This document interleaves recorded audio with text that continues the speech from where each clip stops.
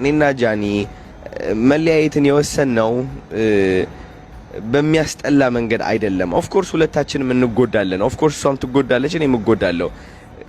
ግን አንዳንዴ ልብ ብለህ ስታስተውል የተለያየ የየራስህ መንገድ እንዳለ ታውቃለህ። ጃኒ ሲጋቡ አይቻለሁ። አይ ቲንክ አሁን ተለያይተዋል።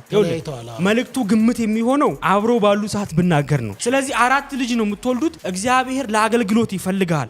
ማንን ነው የሚፈልገው? አዶናይ። እሺ አሁን ልጅቷን ትቷታል። ራሷን ሱሳይድ ለማድረግ እንዲህ ሚዲያ ላይ ታይ አይመስልም፣ ግን ጠላት እንደዛ አስቦ እየሰራ ነው ያለውና ተመለስ ይላል የሰራዊት ጌታ እግዚአብሔር። አዶናይ አንተ የቤተ ክርስቲያን ፓስተር ነው የምትሆነው። ድነ በእግዚአብሔር መንግስት ውስጥ ነው ማይክ። ይሄ ደግሞ በህይወትክ ላይ ይሆናል። ፓስተር አዶናይ ሆነ ማለት ይሆናል። ፓስተር አዶናይ ይሆን። አትናደድ። አልተናደድኩም። አንተም ልክ እንደዚህ ተጠርተክ እኮ ነው የመጣው። ይጠራል፣ ሰው አይጠራም አይደል? ፈሩበታል አባቶችም። ወሰየነ ብዙ አመት የቆይታ ያስቆጠረ ነው ይሄ ነገር። እኛ ከዚህ አንገባ የሚሉ አባቶችም አሉ። መፍትሄ እንደመስጠት የሚፈራሩበት ነገር አለ እና ለኛም ግራ ገብቶን የምንኖረው ይሄ ነው። በአንድ ቤተክርስቲያን ሁለት ሃይማኖት።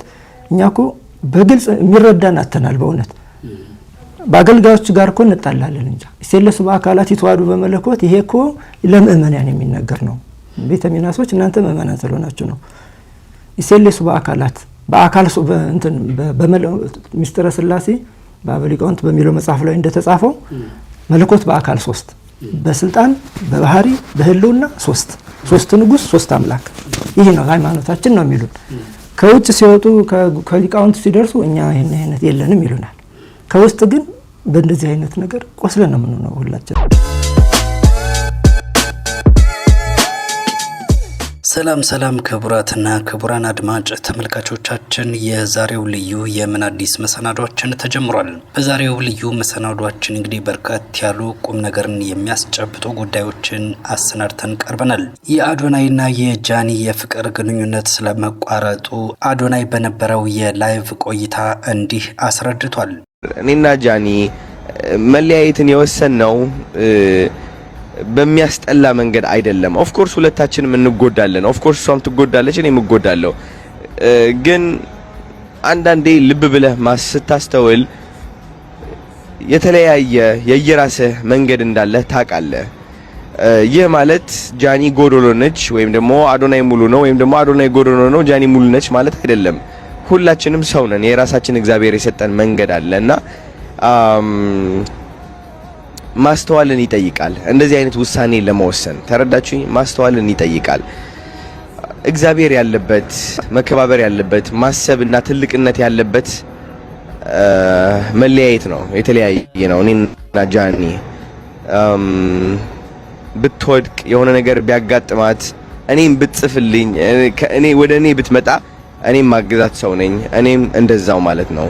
ተረዳችሁኝ? እንደለመዳችሁት በመካሰስና በመወዳደቅ ምን ሰው አይደለሁኝም እንደ አብዛኛው አስተዳደግ ማለት ነው። እና ኮሜንት ስር ገብተው የጃኒ ስም ለማጥፋት የሚሞክሩ ሰዎች በጣም ብዙ ናቸው። ኮሜንት ስር እየገቡ የአዶናይ ስም ማጥፋት የሚፈልጉ በጣም ብዙ ሰዎች አሉ። የራሳቸው ኔጌቲቭ የሆነ ሰይጣናዊ የሆነ አስተሳሰብ እኛ ላይ የሚያሳርፉ በጣም ብዙ ሰዎች ናቸው። እነዚህ ሰዎች ያሳዝኑኛል። ተረዳችሁኝ? በጣም ያሳዝኑኛል። ለምን ሊረዱን አልቻሉማ? መነጽራቸው የተበላሸ ስለሆነ በራሳቸው መነጽር ለክተው መውቀስን ማወዳደቅን የመረጡ ሰዎች ናቸው። ተረዳችሁኝ?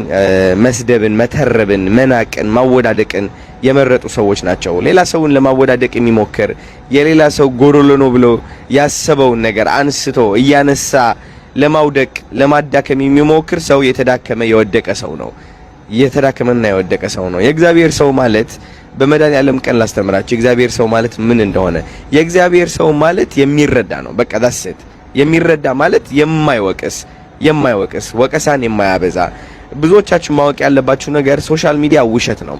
ሶሻል ሚዲያ ላይ የምትሰሟቸው አሉታዊ የሆኑ ነገሮች፣ መጥፎ የሆኑ ነገሮች ውሸት እንደሆኑ ማወቅ አለባችሁ። ኦፍ ኮርስ አንዳንዶቹ እውነት ሊሆኑ ይችላሉ፣ ግን ቢሆኑም መረዳትን መምረጥ ይኖርባቸዋል።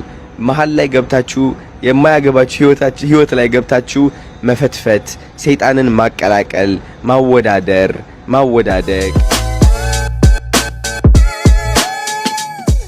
በሌሊት ሻወር ስትወስድ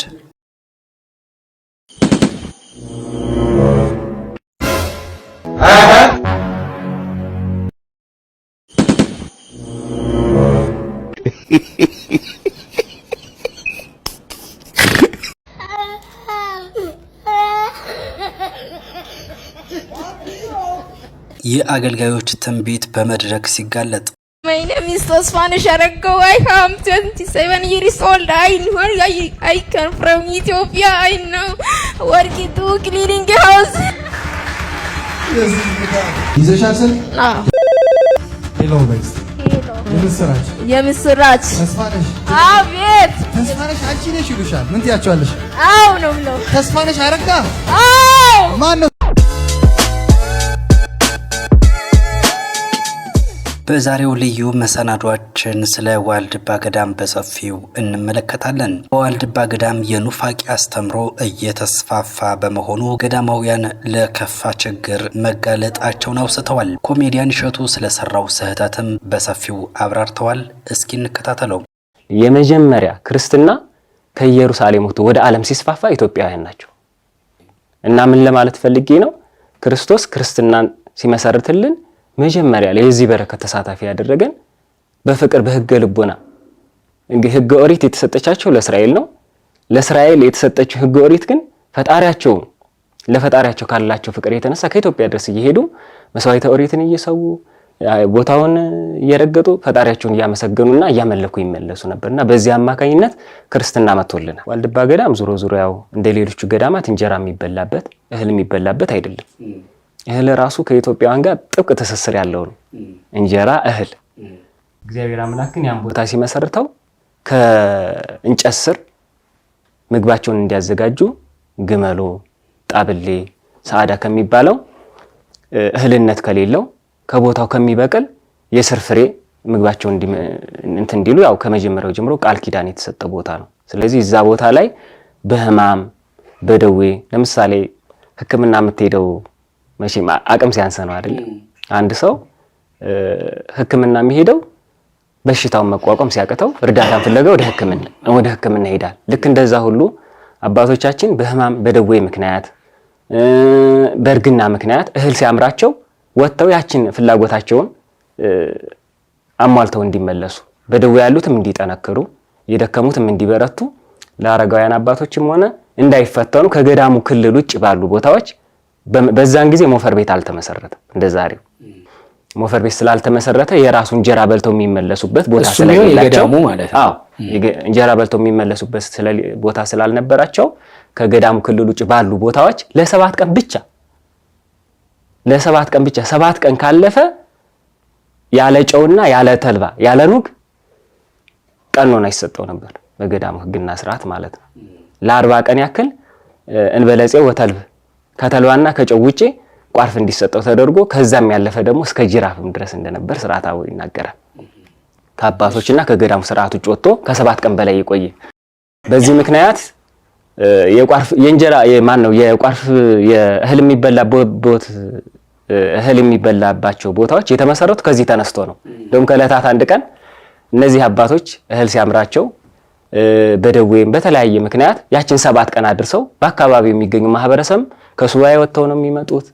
በተጋድሎ የሚኖሩ አባቶች ናቸው። በስስት ነበር የሚጠብቃቸው። ህዳር 24 ነው እንግዲህ ሰኔ 20 ሱባኤ ይገባል። ህዳር 24 ሱባኤ ይወጣል።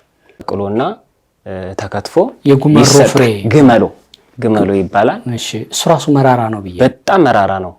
እንደውም ሰሞኑ ሚዲያ ላይ የእናቶች ገዳምን እርዳታ ለመጠየቅ ወጥተው ያው እንግዲህ እሸቱ አባቶች ሲያቀምሱት መራራ በመሆኑ ትንሽ ሰቀቅ ሲሰቀቅ ያው ሌላ አንዳንድ ነገር እንትን ይላልና በተፈጥሮ መራራ የሆነ ለቅዱሳኖች ግን እንደ ማርና እንደ ወተት እየጣፈጣቸው የሚመገቡት ምግብ ደርሶ እንደዛ ነው የሚጣፍጡት። እንግዲህ ለአባቶቻችን እንደዛ አሳልፈውታል። ዞሮ ግን የክርስቶስን መከራ በማሰብ ክርስቶስ ለኛ ለልጆቹ የከፈለልንን መከራ በማሰብ መረረ ገሃነመ እሳትን በማሰብ እኛም እየመረረን ቢሆን እንበላዋለን። ለአባቶቻችን ግን እንደ ማርና እንደ ወተት እየጣፈጣቸው ይህን ምግብ እየተመገቡ የሚኖሩ ቅዱሳን ወደፊት እዚህ ቦታ ላይ ይመጣሉ ብሎ ለእመቤታችን ቃል ኪዳን የሰጣት ናትና በኋላም ዘመን ጣበሌ ብሎም ደግሞ ሰዓዳ እየተባለ ሌሎችም ደግሞ ቦታው ላይ የሚያፈራቸው ቦታው የሚያበቅላቸውን የስር ፍሬዎች አባቶቻችን እያሰመሩ እና በወቅቱ ደግሞ እየተቆፈረ ለምግብነት ይጠቀሙባቸዋልና ትስልስተ መለኮት ወይም ሶስት መለኮት አብ ራሱን የቻለ አምላክ ነው፣ ወልድ ራሱን የቻለ አምላክ ነው፣ መንፈስ ቅዱስም ራሱን የቻለ አምላክ ነው የሚል እሳቤን የያዘ አስተምሮ ይዘው የመጡት የተቀዳ ነው። ይሄ እንደው እንግዲህ ራሳቸው ያውቃሉ፣ ግን አስተምሮ የመጣ የዛን ጊዜ ነው ይባላል። መጽሐፍም ስላሉኝ ነው። አዎ መጽሐፉን እንግዲህ መጽሐፉ ምን ይላል? እሺ ከዛን ጊዜ በኋላ እንግዲህ በመጽሐፍ ገልጠውታል። ለብዙ ዘመን ከ100 ዓመት በላይ ገዳሙ ላይ በዚህ የተነሳ ብዙ ጭቅጭቅ፣ ብዙ ሁከት እንደነበረ ያው ይታወቃል። አባቶቻችን በብዙ ፈተና ውስጥ አልፈዋል። ውስጥ ለውስጥ ነበር አስተምሮን ሲያራምዱት የነበረው። በዚህ ምክንያት ማህበሩ ተበትኖ ሲመለሱ ነው ይዞት የመጡት ማለት ነው እንጂ ዋልድባ ላይ የኑፋቄ ትምህርትም አልነበረም። በጌታችን በኢየሱስ ክርስቶስ ፈቃድ የተመሰረተ በቀናች ሃይማኖት በስርዓተ ገዳም በስርዓተ ገዳም ለዘመናት አባቶቻችን ገዳማችንን ጠብቀው ያቆዩበት ሁኔታ ነበር የነበረው እና ከጊዜ በኋላ ግን የቤተ ጣማ ማህበር እየተዳከመ ሄዶ ማህበሩ ተበትኖ ቦታውን ለቀው ከሄዱት መነኮሳት መካከል ሁለቱ ይዘውት የመጡት የኑፋቄ አስተምሮ ነው የሚል ነው እኛ ምናምነው። ከዛም በኋላ ያው ከጊዜ በኋላ እንደውም ቤተ መቅደስ ላይ እንግዲህ አንዲት ቤተ ክርስቲያን ናት። ታምረ ማርያም ሲነበብ በስመ አብ ወወልድ ወመንፈስ ቅዱስ ይሉና ዝም ነበር የሚሉት እና በዚህ የተነሳ ይባርኩልኝ አሐዱ አምላክ በል ይባል ነበርና አሐዱ አምላክ በል ዝም ሲል ይባርኩልኝ እስከ ማለት በትር እስከ ማንሳት የደረሰበትም ጊዜ እንደነበር አባቶቻችን ይነግሩናልና አሐዱ አምላክ በሉ በስመ አብ ወወልድ ወመንፈስ ቅዱስ ይሉና አሐዱ አምላክ አይሉ። በ2000 ዓመተ ምህረት አባ ገብረ እግዚአብሔር አብርሃ ይሄ መጽሐፍ ሲያሳትሙ አብረንታንት ላይ ሲሸጥ እንዴት አደርጋላችሁ ለዘመናት ውስጥ ለውስጥ ስታስፋፉ ቆይታችኋል፣ አሁን ደግሞ ይህንን አስተምሮ ከየት አገኛችሁት በሚል አብረንታንት ላይ ትልቅ ግጭት ተፈጥሮ ከእናንተ ጋር አብረን አናገለግልም፣ መስቀልም አንሳለምም፣ ቅዳሴም አናስቀድስም በሚል ትልቅ ተፈጠረ። አብረንታንት ላይ መስቀል ተከላክለን እነሱም በሰሞናቸው ማይጠንት ያጥናሉ፣ እኛም በሰሞናችን ማይጠንታችን እናጥናለን፣ ቅዳሴያችንን እንቀድሳለን። ከነሱ ጋር ግን በመስቀልም በማይጠንትም አንድነት ሳይኖረን ያው እስከ 2005 ዓመተ ምህረት ድረስ ቆይተናል። ይህንን እንትን ያወቀው የወረዳ ቤተ ክህነቱ ማይለበጣ ከሚባለው ቦታ ላይ አስጠርቶ እስከ መቼ ድረስ መስቀል ተከላክላችሁ በአንድ ቤተ መቅደስ እንዴት ብላችሁ ነው የምትቀጥሉት? ምንድነው ችግራችሁ ሲሉ እስካሁን ድረስ ውስጥ ለውስጥ ሃይማኖቱን ሲያስፋፉ ቆይተዋል። አሁን ግን በገሃድ ሚስጥረ ሥላሴ በአበው ሊቃውንት የሚል መጽሐፍ አሳትመው እያከፋፈሉት ነው የሚገኙ። ስለዚህ ከነሱ ጋር አብረን የምንቀድስበት አንድ የሚያደርገን ምንም አይነት ጉዳይ የለም። እንግዲህ በሰፊው እንደተከታተልነው በዋልድባ ገዳም የጥንቱ የኦርቶዶክስ ተዋህዶ አስተምሮና የሶስት አምላክ አምላኪዎች አብ ወልድና መንፈስ ቅዱስን እንደ ሶስት አምላክ የሚያመልኩ ገዳማውያን ግጭት ላይ ናቸው። የቤተ ጣማ ክርስቶስ ማህበር ምን ትላላችሁ ተብሎ ሲጠየቁ ሃይማኖትም ሃይማኖታችን ነው፣ ሰውየውም አባታችን ነው በሚል ቃላቸውን በመስጠታቸው በዚህ ምክንያት አብረንታንት መድኃኔዓለም ላይ ግጭት ስለተፈጠረ ሀገረ ስብከቱ አስቸኳይ መፍትሄ እንዲሰጥበት በሚል ዶክሜንቱንም ላንተም ሼር አድርገናል። በትግረኛ የተጻፈ በወቅቱ የነበረው የወረዳ ቤተ ክህነት የማይጸብሪ ነው። ሌላው የኢትዮጵያ ወንጌላውያን አብያተ ክርስቲያናት አገልጋዮችን በትችት የሚታወቁት ሁለቱ ወጣቶች አቤል አቡናና ይህ ወጣት በርካታ ሚስጥሮችን እያጋለጡ ነው። እኔ 7 ቀሞቼ ነው የተነሳሁት። አረ አዎ 7 ቀሞቼ ተነስቼ የኢትዮጵያ ሕዝብ ከዚህ በኋላ እንጀራ አይበላም ብሎኛል። እና ምን እንበላለን? ወርቅ ነው የሚበሉት፣ የሚለብሱት ወርቅ ነው። ብዙ ጊዜ የቤተ ክርስቲያንን ገበና በአደባባይ በማስጣት የወንጌላውያን ቤተ ክርስቲያን ተቀባይነት እንዲያጡ አድርጋቸዋል ትባላለህ። አንተም በዚህ አጋጣሚ ካነሳው አይቀር ብዙ ከኔ ጋር የምትሰራው ፕሮግራም አለ። በእርግጥ ኢንቴንሽናችሁ እሳቢያችሁ ምንድን ነው? በጣም ጥሩ። የኢትዮጵያ ወንጌል አማኞችን ያሰደቡ ተቀባይነት እንዳያገኙ ያደረጉት አሁን ከቅርብ ጊዜ መጡ ነብይ ነን ሐዋርያ ነን የሚሉት እንደሆኑ ግልጽ ነው። ለዚህ ደግሞ አብያተ ክርስቲያናት መግለጫ እያወጣ ፊት ለፊት ያለው ነገር እኮ ነው። 20 ሚሊዮን 30 ሚሊዮን ህዝብ ድምፅ ትተው እኔ 2 ሰው 3 ሰው ላይ ትኩረት አድርገው አስጠለሻቸው አይበሉ አሰደቡን ብለው እነዚህ ሰዎች ከኛ አይደሉም መድረካችን ላይ ቆምን ብለው መግለጫ ያወጡባቸው እያሉ እኛ የቤተ ክርስቲያን አሰዳቢ አንሆንም። የቤተ ክርስቲያን ቀኝ እጅ ነው የሆነው። አብያተ ክርስቲያናትን ደጋፊ ነው የሆነው ለእውነታቸው። ጳውሎስ የአብያተ ክርስቲያናት ጉዳይ ግድ ይለኛል አይደለ? እኛ ወንጌል ስንወጣ እኮ አደባባይ ሰብክ ያው ታውቃለህ ወንጌል ነው የምንሰብከው ኤቭሪ ዴይ። ወንጌል ስንሰብክ እኮ የሚጠይቀን ሰው ምንድነው? ሶፍት ልታበላኝ፣ ዘይት ልትሸጥልኝ፣ እንትን ልትልብኝ እንዲህ ልታረግ በአደባባይ በቪዲዮ የሚታይ ጓዳቸው ገብተን የሆነ ሚስጥር አውጥተን ማደባባይ ላይ ምን ክሪቲሳይዝ የምናደርገው ነገር አንድ የለም አበደን። ነገር ግን ራሳቸው ናቸው እንደ ክብር ቆጥረው ነውርን አደባባይ ላይ ያቁታል። ያንን ሁሉም ዓለም ይቀባበሏል። የወንጌል አማኞች ይህን ይመስላሉ ይላሉ። ስለ ሐሰተኛ ሐዋርያትና ነቢያት በፓስተር ሶፊ ዲቫይን ሾው እንዲህ ተነግሯል። እስኪ እንከታተለው። መጀመሪያ የክርስቶስ አገልጋይ ነው አይደለ? ነቢይ ነው አይደለ? ያ አገልጋይ ክርስቶስ ያገለገለበት ነው የምንከተለው። ሊቀ ካህናችን ነው፣ ነቢያችን ነው። ስለዚህ ኢየሱስ ክርስቶስ ምራቁን ተፈብሎ አይኑ ላይ ስላደረገ ምራቃችንን እንትፍ ብለን ብናደርግ እንወገዛለን። አይደለም፣ አላስጨረስከኝም። ምን ለማለት እንደፈለኩ በደንብ ይግባህ እግዚአብሔር ሰው ለመሰለ አሁን አገልጋይ ነኝ አይደለ? እኔ ነቢይነትን የወሰድኩት ከጌታ ነው። ሐዋርያ ነኝ፣ ነቢይ ነኝ፣ አስተማሪ ነኝ። ክርስቶስ የሰጡት አገልግሎቶች ሙሉ በህይወቴ ላይ አሉ። አምስቱም አሉ። ከየት እንዴት መጣ ካልከኝ መንፈስ ቅዱስ በላይ ላይ ወርዷል። እሺ፣ መንፈስ ቅዱስ ደግሞ የሁሉም አገልጋዮች ማለት ሁሉም አገልግሎት ፍሬዎች አባት ነው። ይሄን መንፈስ ቅዱስን በውስጤ ያለው ሰው እኔ የክርስቶስ ተከታይ ስለሆንኩኝ ኢየሱስ ያረግኩትን አረግኩ ብዬ እንትፍ አድርጌ ብጸልይ ምን እንደምፈጠር ታውቃለህ? ያ አገልጋይ ይወገራል በዚህ ዘመን። ኢየሱስ ግን ምራቅ አልጎ ነው የፈወሰው። ልጨርስ። እዚህ ጋር ትጨርስም ለመሰለ ማጨርስበት ምክንያት ኢየሱስ ክርስቶስ ጨው የሸጠበትን፣ ጳውሎስ ውሃ የሸጠበትን፣ ከሐዋርያቱ መካከል ዘይት የሸጡበትን ቦታ አምጣ። ምክንያቱም እናንተ ምራቅ ራሱ እሺ ብለን ብንፈቅድላችሁ ምራቃችሁን እያሸጋችሁ ትሸጣላችሁ።